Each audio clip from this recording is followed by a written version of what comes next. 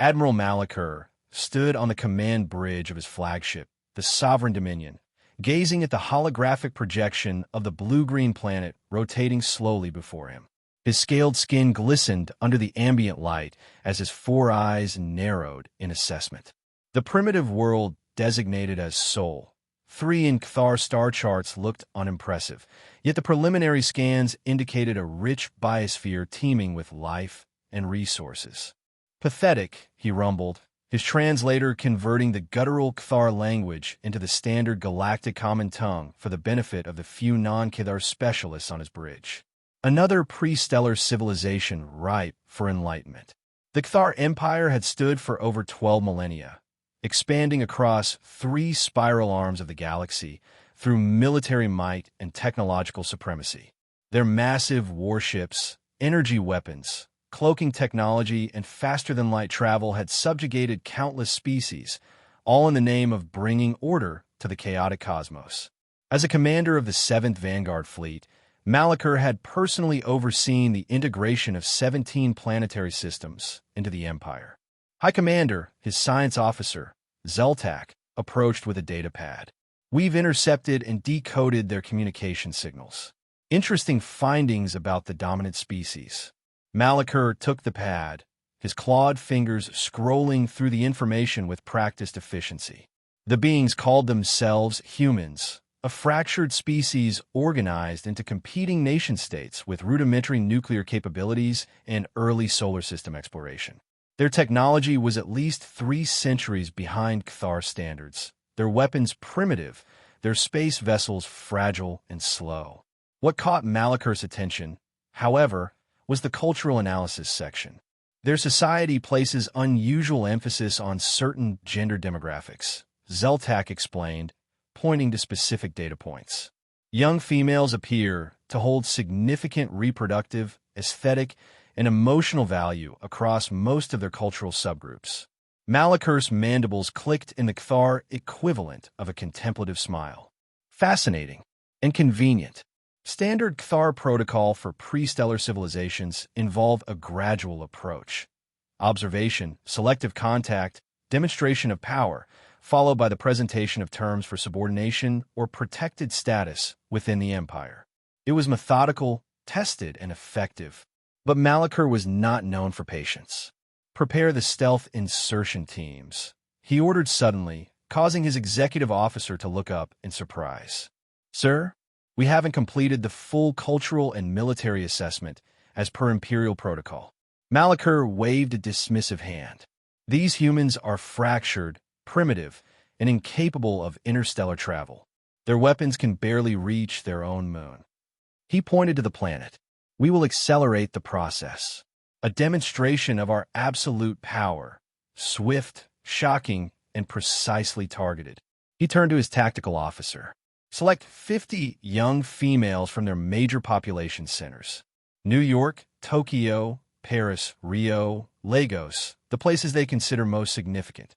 Use paralysis beams and localized cloaking. I want 0 casualties, maximum psychological impact." "What is your intent, High Commander?" Zeltak asked carefully. Malachur's eyes gleamed with cold calculation. "These specimens will serve multiple purposes. Scientific study, of course. But more importantly, they will demonstrate to the humans their complete helplessness against our power. When we eventually reveal ourselves officially, they will already be psychologically prepared for submission." He strode to the viewing portal, watching as the blue planet grew larger. "Besides," he added, "some of our noble houses have expressed interest in exotic specimens from new worlds. A gift to secure political favor is never wasted." Within hours, the stealth teams deployed. Using technology that rendered them virtually invisible to Earth surveillance systems, Cthar soldiers descended upon major cities across the planet. Their targets were precisely selected: university campuses, cultural events, busy commercial districts. The paralysis beams worked instantly, allowing the soldiers to collect their human specimens without resistance. The operation was completed in less than 20 Earth minutes. Aboard the Sovereign Dominion, Malachur received confirmation of the mission's success with satisfaction. 50 human females, ranging in age from 18 to 30 Earth years, were now secured in the ship's containment facilities. He would inspect them personally later, after they had been processed and examined by the Science Division. A perfect demonstration of Cathar efficiency, he told his command staff. Now, let us watch how these humans react to the discovery that they are not alone in the universe, and that they are helpless against its true masters. What Malachar failed to consider, however, was that he had just made the most catastrophic miscalculation in Cathar military history. The disappearances were first noticed in Tokyo, where security cameras in the Shibuya district captured strange distortions in the air moments before 3 university students vanished in full view of hundreds of witnesses. Within hours, similar reports emerged from New York, where 2 women disappeared from Central Park in broad daylight. By the time Paris authorities confirmed 4 disappearances near the Louvre, global media was already connecting the events. Initially, governments accused each other of orchestrating coordinated kidnappings. Terrorist organizations were blamed. Conspiracy theories flourished. But within 48 hours, a different reality began to emerge. NASA and the European Space Agency reported unusual energy signatures in Earth's orbit. The Chinese Space Administration detected momentary breaches in the atmosphere consistent with entry and exit of unidentified objects. Most damning was footage from the International Space Station, showing a brief distortion in the stars, the silhouette of something massive temporarily blocking their light. In the White House Situation Room, President Harrington stared at the images being presented by the Joint Chiefs of Staff. "Are you telling me," she said slowly, "that we're dealing with an alien abduction?" "The evidence strongly suggests an extraterrestrial presence, Madam President," General Brooks replied, his face grim. 50 women, taken from 15 countries in a synchronized operation that bypassed our most sophisticated security measures. Whatever technology they're using is beyond anything we possess. And we have no way to respond, no way to protect our citizens. Her voice was tight with controlled fury. Conventional military options would be ineffective against an adversary with this level of technological superiority, Brooks admitted. However, Dr. Eris Thorne at MIT has been consulting with us on some theoretical approaches based on the energy signatures we detected. The president's eyes narrowed. "Get Dr. Thorne here." Now, at the United Nations, an Emergency Security Council meeting had devolved into near chaos. Accusations and counter-accusations flew between representatives until General Elena Petrova, recently appointed head of the newly formed United Space Command, strode to the podium. "Enough!" Her voice, accented with her native Russian, but clear and commanding, cut through the noise. The chamber fell silent. While we waste time blaming each other, 50 women remain captives of an unknown extraterrestrial force. This is no longer a national security issue. It is a human security issue. She displayed the same evidence being reviewed in capitals worldwide. We face an adversary with technology far beyond our current capabilities, but they have made a critical error. Her eyes swept the chamber. They have united us against a common enemy. In the back of the room, UN Secretary-General Okafor nodded slightly.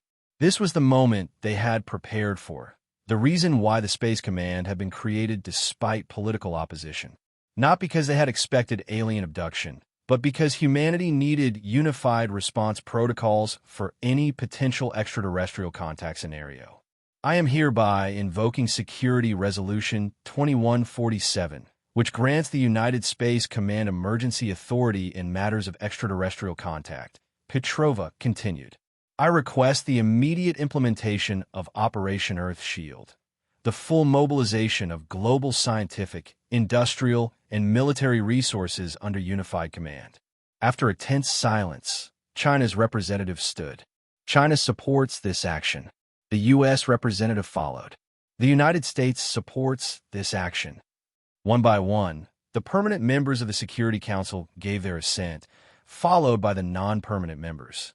Within days, the most extraordinary mobilization in human history was underway.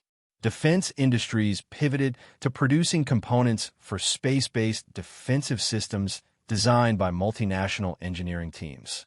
Supercomputers worldwide were networked to analyze the extraterrestrial energy signatures. Military space assets were placed under centralized command. At the heart of this effort was Dr. Eris Thorne, a theoretical physicist whose work on exotic energy states had suddenly become the most important scientific research on the planet. His laboratory at MIT was transformed into the central hub of a global scientific effort. The energy signatures exhibit properties consistent with my theoretical models of wormhole formation. Thorne explained to a team of international scientists and military leaders, including General Petrova. His holographic display showed complex mathematical equations alongside the recorded energy spikes from the abductions. They're using localized spacetime manipulation, effectively bending reality around themselves to achieve what we perceive as invisibility and instantaneous transportation. Can we track them? Petrova asked. Thorne nodded. With the right sensors, yes. Their technology leaves a distinct radiation pattern, like footprints. What's more, I believe we can disrupt it. He brought up a new simulation. Every system has resonance frequencies that can destabilize it. Find the right frequency, and even their advanced technology becomes vulnerable. As Earth mobilized aboard the Sovereign Dominion, Lia Zhou examined herself for the 20th time. The transparent force field that served as a door shimmered with energy. Beyond it, a curved corridor where occasional Kthar guards passed. The room itself was clinically sterile.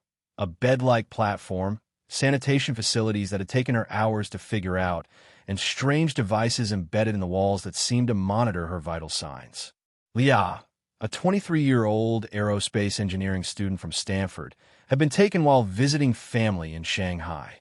The initial terror had given way to a cold, analytical focus.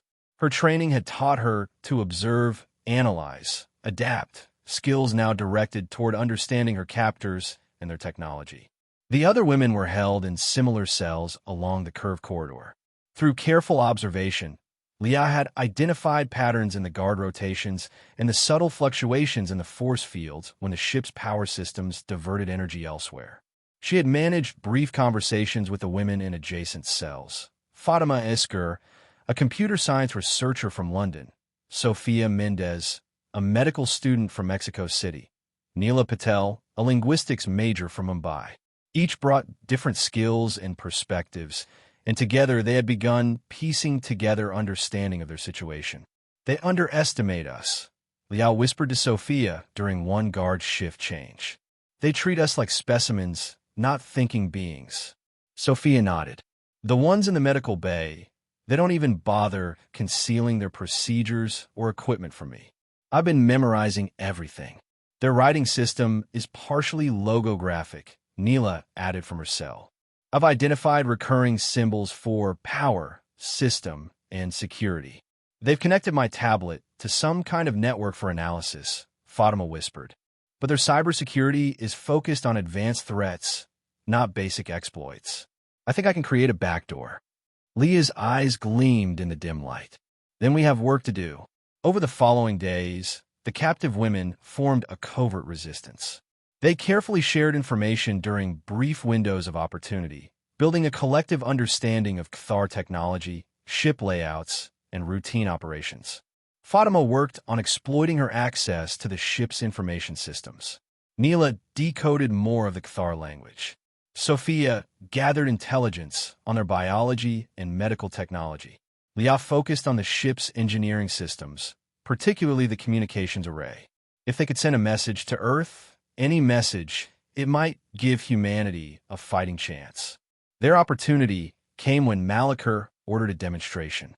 Several women, including Lia, were brought to an observation deck to witness the Kthar fleet emerging from stealth as they performed weapon tests on an asteroid in Earth's solar system. The demonstration was intended to impress upon the specimens the futility of any resistance. Instead, it gave Lia crucial information about the fleet's position and capabilities, as well as momentary access to a communications terminal while the guards were distracted by the weapons display. With Fatima's hacked access codes and Neela's understanding of basic Kthar command syntax, Liam managed to send a compressed data burst toward Earth. Ship schematics, fleet positions, and most importantly, the frequency vulnerabilities in the Cthar shielding and stealth systems. The transmission lasted less than a second before being detected. The women were immediately returned to their cells, subjected to increased security measures. But it was too late. The message had been sent. On Earth, the transmitted data was initially detected by a radio telescope in Puerto Rico, part of the global sensor network established to watch for alien communications. Within hours, the encrypted data was being analyzed by Thorne's team. "This is incredible," Thorne breathed as the decrypted information scrolled across his screens. Ship layouts, shield frequencies, weapons capabilities, and it was sent using their own communication systems. The abducted women, Petrova realized. They've turned the tables on their captors. "This changes everything," Thorne said, already modifying his designs. "With these frequencies, we can target their vulnerabilities precisely." In the Oval Office, President Harrington received the briefing with renewed determination. "How quickly can we launch a response?" "The first phase of Operation Earth Shield is ready," General Brooks reported. "Specialized EMP missiles, high-energy penetrators based on Dr. Thorne's designs and the new frequency data. The prototype orbital defense grid can be activated within 48 hours. The president looked to each person in the room, then nodded. "Proceed, and prepare a message for transmission once we've demonstrated our capabilities." In a historic address to the United Nations General Assembly, broadcast to billions worldwide, Secretary General Okafor stood before representatives of every nation on Earth. "Today, humanity speaks with one voice," he declared. "To the Cthar Empire, we send this message. Earth formally declares war. The unprovoked abduction of our citizens constitutes an act of aggression that we will not tolerate. Return our people immediately, or face the consequences of awakening the full might of our world." The message was transmitted using the same frequency and encryption methods from Leah's communication, ensuring the Cthar would receive and understand it. On the bridge of the Sovereign Dominion, Malachur received the declaration with amused disbelief. "They declare war? With what?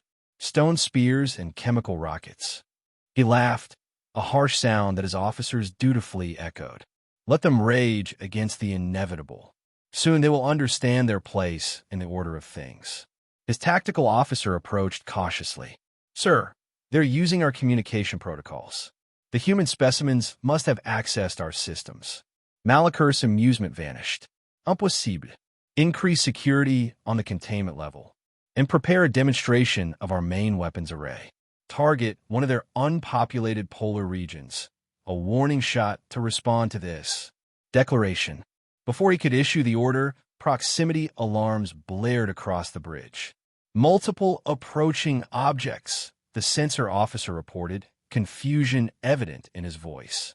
"They were not detected until they breached our outer perimeter. Impossible, Malachur snarled. Nothing in their technology could." The first missiles struck the Sovereign Dominion shields, detonating in precisely calibrated electromagnetic pulses that resonated at the exact frequency to disrupt Cthar shielding. Secondary penetrator weapons, following close behind, breached the weakened defenses and struck the hull directly. The lights on the bridge flickered as damage reports flooded in.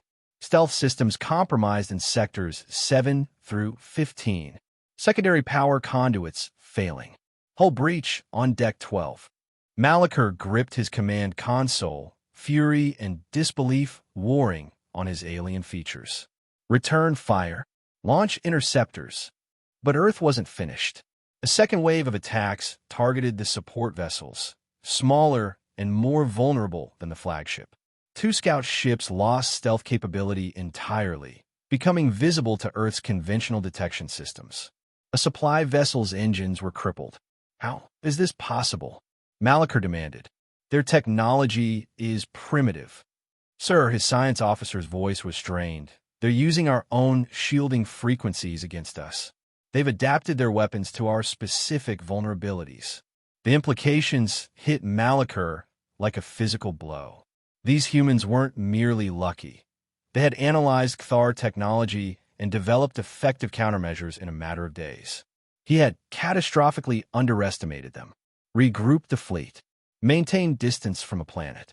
Prepare for a coordinated attack on their major population centers. We will show them the price of defiance. But Earth had no intention of allowing the Cthar to regroup. General Petrova had studied historical Earth warfare extensively, particularly asymmetric conflicts where technologically inferior forces prevailed against superior enemies. The key was never to fight on the enemy's terms. Under her direction, Earth launched Operation Swift Strike, a guerrilla campaign in space.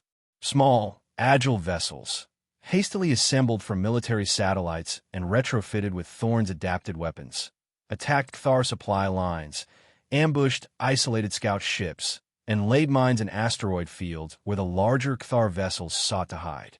For 3 weeks, the Cthar fleet found itself constantly harried by an enemy they could barely detect until it was too late.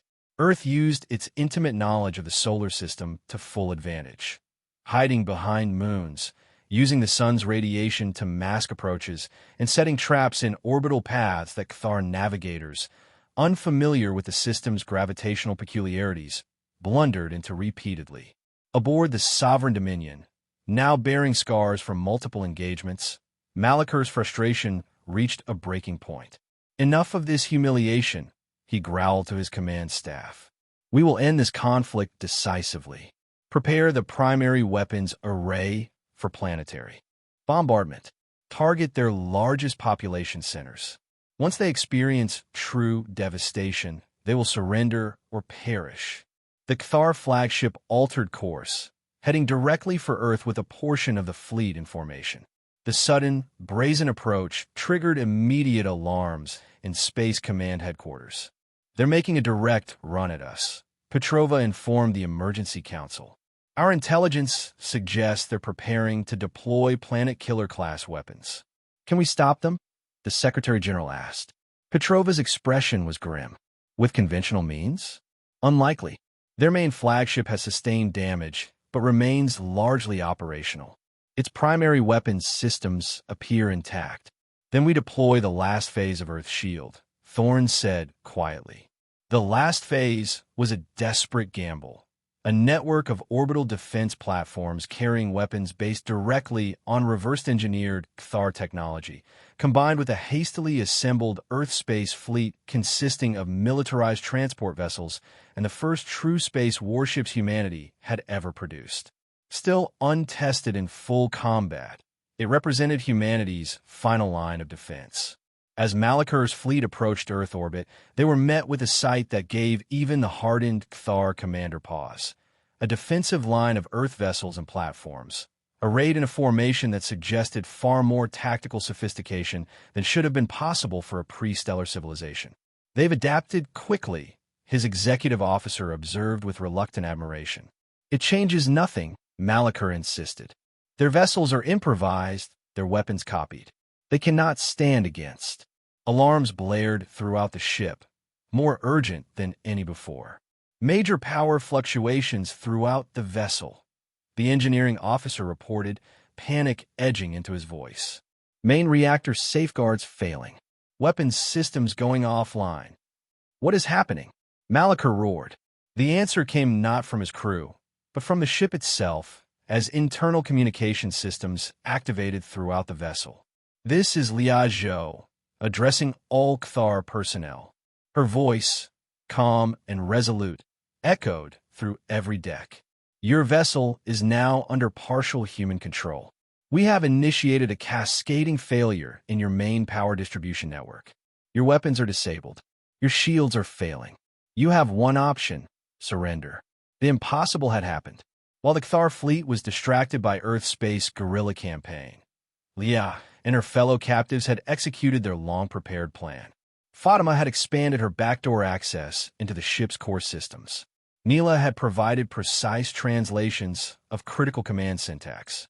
Sophia had identified biological vulnerabilities in Cthar security protocols. And Leah had engineered the systematic failure of key ship systems.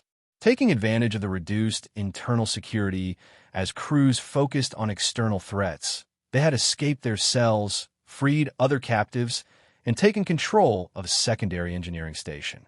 From there, they executed a carefully coordinated plan of sabotage that crippled the mighty flagship from within.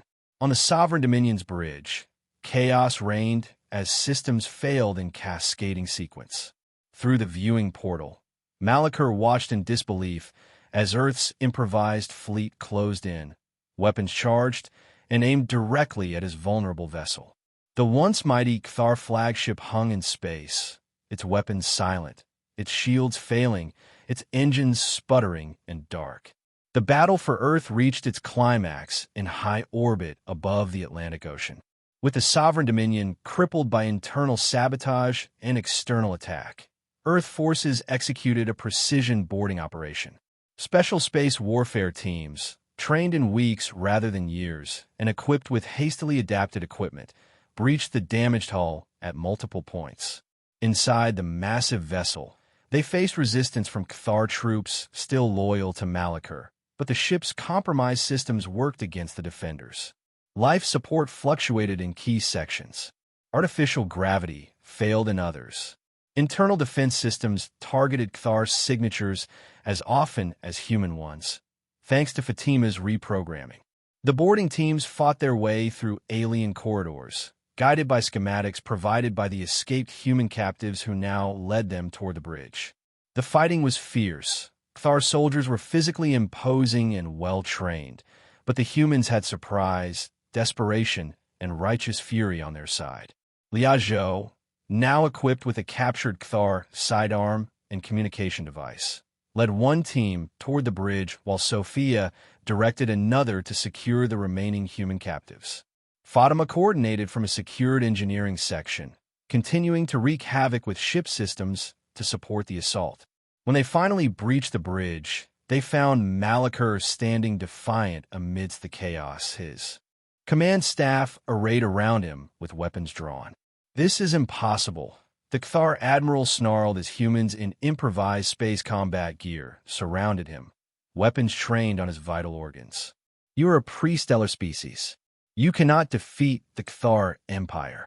General Petrova stepped forward, her combat armor bearing the United Earth insignia.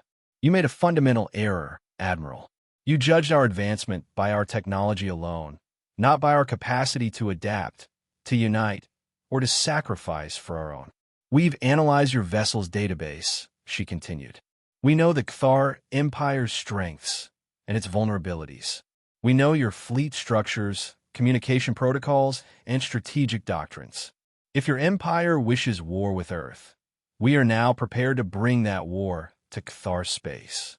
Faced with the unthinkable, defeat at the hands of a supposedly primitive species, Malachor had no choice but to surrender. He and his command staff were taken into custody, and the Sovereign Dominion, prize of the Cthar fleet, fell under Earth control, a treasure trove of advanced technology and strategic intelligence. News of the 7 Vanguard fleet's defeat and Admiral Malachor's capture sent shockwaves through the Cthar Empire. The Supreme Council, gathered in their ancient chamber on the throne world of Cthar Prime, received the reports with stunned disbelief. "Impossible," Supreme Sovereign Vortak declared, his ceremonial armor gleaming under the chamber's harsh lights. "A pre-stellar civilization cannot defeat an Imperial fleet. The reports must be false." "The quantum transmission signature is authentic," High Minister Selkith countered, her smaller form nearly lost in the massive council seat. "Verification protocols confirm this is no deception. The 7 Vanguard fleet has been defeated. The Sovereign Dominion has been captured. Admiral Malachor is a prisoner." The chamber erupted into conflicting arguments. The military faction demanded immediate retribution, deploying a full battle fleet to obliterate the upstart humans. The diplomatic faction urged caution, noting that the humans had demonstrated capabilities far beyond initial assessments. "We know nothing of their true potential," Selkith argued. "If they could adapt so quickly to defeat Malachor, what else might they be capable of? We must investigate before committing to full-scale war." The debate raged for days, while across Cthar space, the news spread through unofficial channels. The supposedly invincible empire had suffered a humiliating defeat at the hands of a species many had never heard of. The psychological impact could not be understated, a crack in the foundation of imperial invincibility that had stood for millennia. On Earth, the captured Cthar flagship became the center of a global scientific renaissance. Teams led by Dr. Thorne worked around the clock to understand and reverse engineer Cthar technology. Their basic scientific principles aren't actually beyond our understanding, Thorne explained to a council of world leaders. Much of our theoretical physics predicted what they've accomplished. The difference is that they've had millennia to refine the practical applications. The most surprising discovery was how many vulnerabilities existed in Cthar designs, flaws born of complacency and arrogance. They haven't faced a serious technological challenger in over 2,000 years, Thorne noted. Their systems are powerful but inefficient. Their security protocols assume technological superiority. There are backdoors and weaknesses throughout their architecture that we can exploit.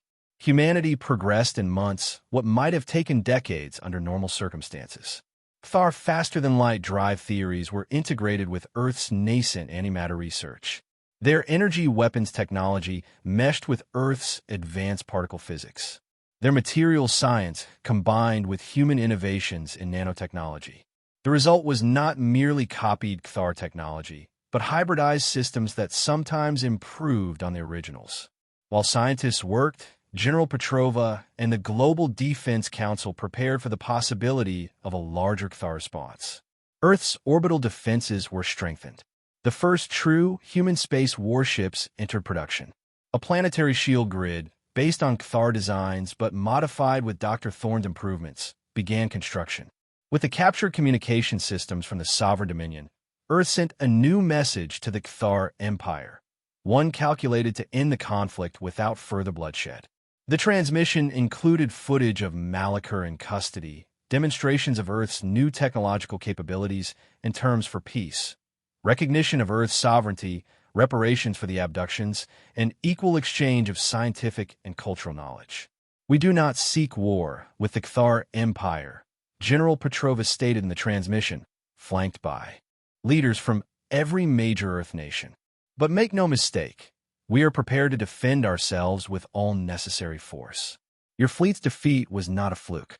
It was the first demonstration of humanity's resolve and capability. The next demonstration, should it become necessary, will be more convincing." The message concluded with a simple statement. The Cthar Empire has 2 standard cycles to respond. We await your decision. After tense weeks of waiting, a Cthar diplomatic vessel appeared at the edge of the solar system, broadcasting peaceful intentions. The Supreme Council had reached a decision, one driven less by moral awakening than cold pragmatism. A costly war with an unexpectedly dangerous adversary served no one's interests, particularly when that adversary now possessed significant Cthar technology. The negotiations took place on a neutral platform constructed in Earth orbit specifically for the purpose. General Petrova led the Earth delegation, with Dr. Thorne and Liao Zhou, now a global symbol of human resistance, as key advisors. High Minister Selkith represented the Cthar Empire, accompanied by a delegation of military and scientific advisors. The resulting Sol-Kadar Treaty was historic in every sense, the first formal agreement between humanity and an extraterrestrial civilization. Its terms were a testament to humanity's unexpected leverage. The Cthar Empire formally recognized the United Earth Alliance as a sovereign entity with exclusive rights to the Sol system. Admiral Malachor would face trial for war crimes under joint human-Cthar jurisdiction. Substantial reparations would be paid to Earth, and specifically to the abducted women. A cautious exchange of scientific knowledge and diplomatic relations would begin under careful protocols. Most significantly, the Cthar Empire agreed to a non-aggression pact that included notification of any Cthar vessel approaching within 5 light-years of Sol. When the treaty was signed, humanity celebrated not just peace, but its unexpected ascension to the galactic stage. In less than a year, Earth had gone from a pre-stellar civilization to a recognized power with advanced technology and a fearsome reputation. The abducted women, once victims, became honored heroes and leaders in humanity's new era. Liao Zhou headed the newly established Xenotechnology Integration Institute. Fatima Esker revolutionized Earth's cybersecurity protocols with insights from Cathar systems. Sophia Mendez pioneered a new field of xenomedicine. Neela Patel became Earth's first xenolinguistic diplomat. The global unity forged in crisis persisted, though not without challenges. Managing the rapid influx of advanced technology created new tensions. Questions arose about how to distribute the benefits of Cathar knowledge equitably across nations. Yet the shared experience of facing existential threat had fundamentally altered human perspective. Petty national rivalries paled against the vast backdrop of galactic politics. As Earth took its first careful steps into the wider galactic community, the story of the Sol Cathar war spread among the stars.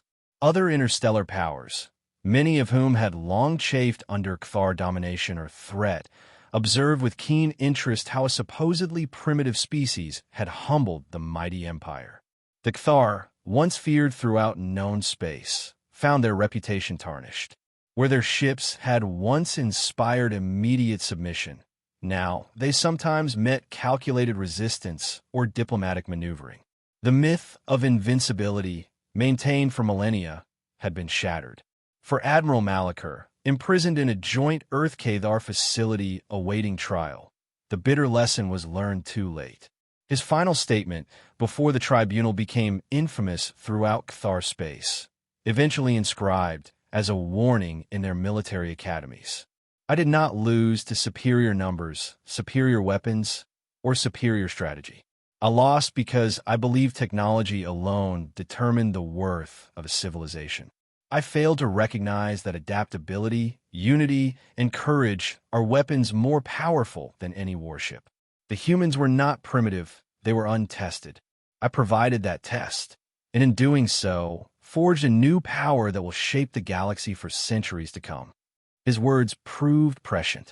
Within a decade, human ships ventured beyond the Sol system, establishing outposts and forging alliances with other civilizations.